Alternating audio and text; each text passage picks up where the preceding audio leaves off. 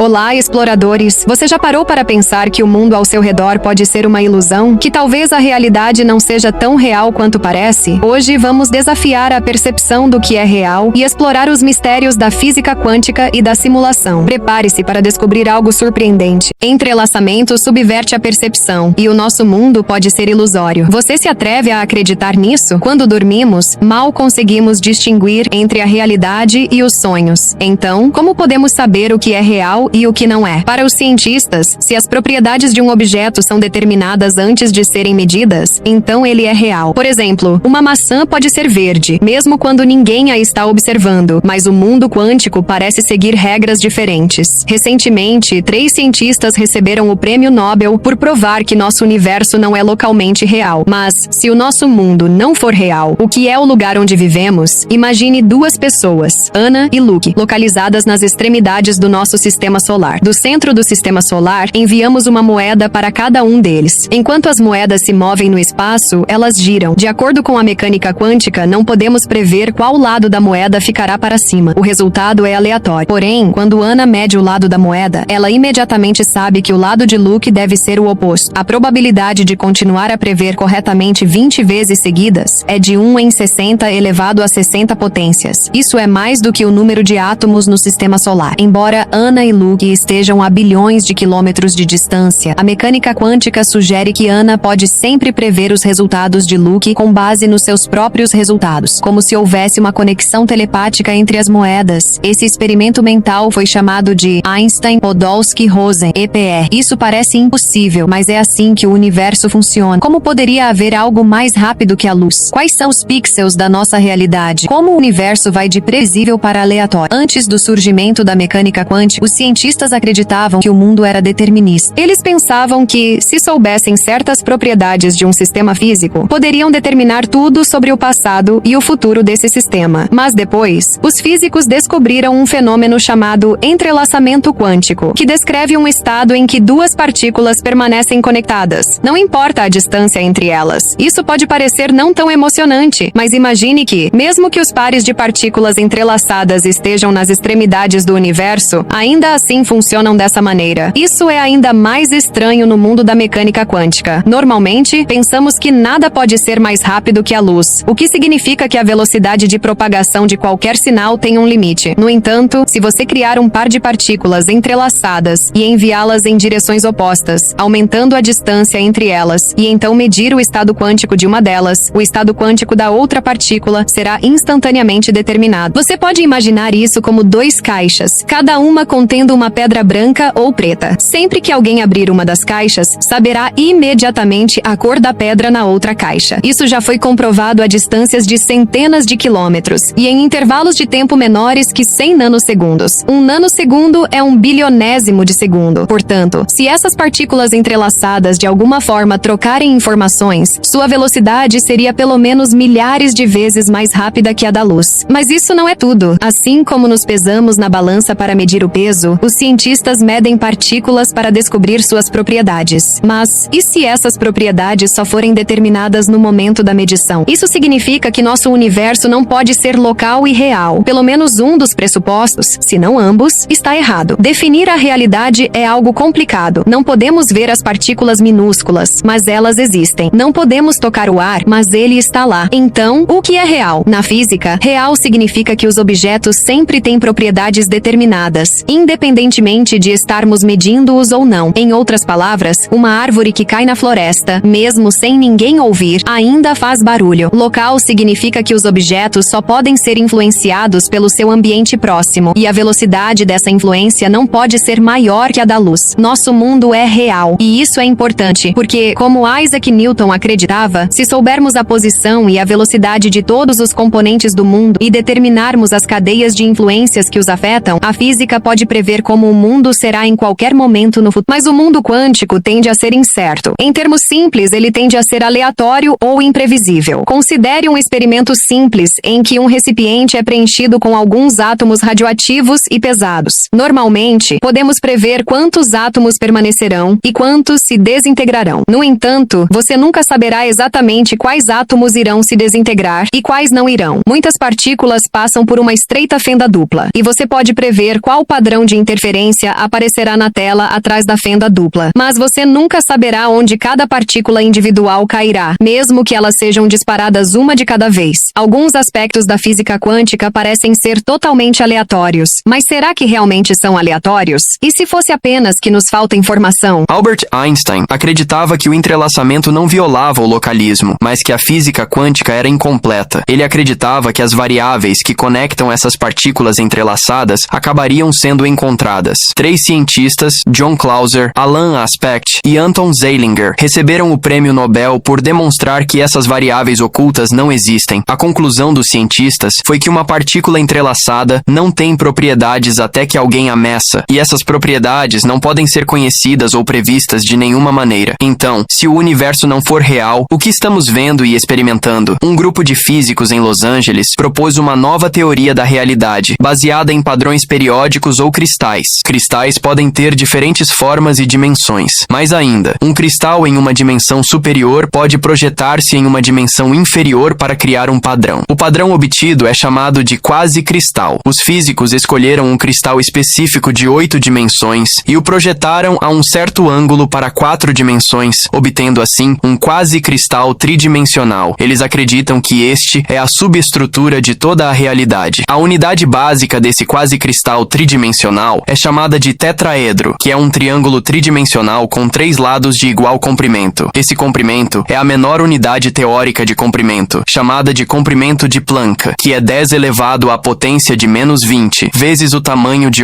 Se um átomo tivesse o tamanho de uma molécula de ar, o comprimento de Planck seria aproximadamente o tamanho de um próton. Aqui começa a ficar um pouco estranho. De acordo com sua teoria, assim como um display digital é composto pela unidade mínima de imagem, o pixel, o tetraedro, é o pixel tridimensional de nossa realidade. Cada tetraedro tem apenas alguns estados possíveis de existência. O estado de um tetraedro determina o estado dos outros tetraedros, que preenchem o espaço do universo. Mas se um tetraedro, em um dado momento, só pode estar em um estado específico, quem ou o que decide qual estado ele deve ter? Físicos de todo o mundo acreditam que a realidade é composta por informação. Mas o que você quer? É comparar ou perceber algo em relação a outras coisas? Se for esse o caso, comparação e significado exigem escolha. Em outras palavras, requerem consciência. Assim como quando medimos as propriedades de uma partícula entrelaçada, só sabemos o que são quando as medimos ou percebemos. O significado ou a informação só existe quando é percebida ou medida. Se tudo isso for verdade, a realidade pode ser um produto da consciência. Mas há outra ideia sobre nossa existência, a hipótese da simulação, proposta pelo filósofo de Oxford Nick Bostrom. Alguns cientistas acreditam que a probabilidade de vivermos em uma realidade simulada é de 50 a 50. Em uma simulação, o que devemos fazer? Devemos começar com a ideia de que a criação de simulações não possui capacidade computacional infinita, porque caso contrário, não seria possível distinguir nossa realidade da realidade virtual criada. Em outras palavras, não notaríamos nenhuma falha. Por isso, cientistas estão procurando maneiras de expor a simulação por meio de experimentos. Esses experimentos causariam sobrecarga em um computador teórico com recursos computacionais limitados, enquanto outros cientistas buscam outras evidências. Todo hardware computacional deixaria marcas de sua existência na realidade simulada que executa. Portanto, para cada tempo quantitativo de processamento de operações, deveria haver um limite. Coincidentemente, em nosso universo, a tal marca a velocidade da luz. Independentemente de quem é o observador, a velocidade da luz permanece constante. Ela tem um limite que não pode ser explicado pela física. Portanto, podemos não saber qual computador está executando nossa realidade simulada ou quais são suas propriedades. Mas uma coisa podemos afirmar com certeza. Se ele executa uma operação por segundo, o tamanho do seu espaço de memória de variáveis é cerca de 300 mil quilômetros. Talvez o limite da velocidade da luz exista, porque, caso contrário, poderíamos viajar para outra galáxia antes que o computador fosse programado. Mas este não é o único sinal de que podemos viver em uma simulação. Filmes ou videogames frequentemente mostram as coisas da perspectiva de um personagem, e o que vemos na tela e ouvimos nos alto-falantes é uma experiência integrada que serve para nós, mas não tem efeito sobre o personagem. É puramente para nosso benefício. Então, se aceitarmos a hipótese da simulação como nossa nova realidade, a consciência tem um propósito claro. Ela é uma interface subjetiva integrada composta por 5 sentidos. Nenhuma lei natural, filosofia ou conceito científico pode prever o surgimento da consciência consciência, e ela não tem utilidade ou vantagem evolutiva clara. Portanto, parece que sua principal função é proporcionar uma experiência. Mas, como experiências sem utilidade ou vantagem evolutiva consomem tanta energia, deve ser para o serviço de outro, um observador ou jogador. Se algum dia descobrirmos uma maneira de simular seres conscientes, a probabilidade de vivermos em uma realidade simulada aumentará significativamente. Físicos da Universidade de Maryland já conseguiram simular o núcleo de um átomo de hélio composto por 2 prótons e 2 nêutrons. Eles acreditam que, se hoje podemos simular um núcleo atômico, talvez em 20 ou 30 anos possamos simular uma molécula e em 50 anos simular um objeto de alguns centímetros. Se esse progresso continuar, em 100 anos, cientistas podem ser capazes de simular o cérebro humano. O problema é que, se realmente vivemos em uma simulação, não estamos programados para agir de determinada maneira, pois temos livre arbítrio. Talvez alguém queira ver o que faríamos sem qualquer instrução, o que aconteceria. Talvez os longos anos que passamos na realidade sejam apenas alguns minutos para os criadores da simulação. No entanto, dar consciência a um personagem de jogo está muito além da tecnologia que temos atualmente. Então, você acredita que o universo e tudo o que existe não são exatamente como parecem? Será que estamos vivendo em uma simulação? Queremos ouvir sua opinião? Deixe sua opinião nos comentários. Obrigado por assistir.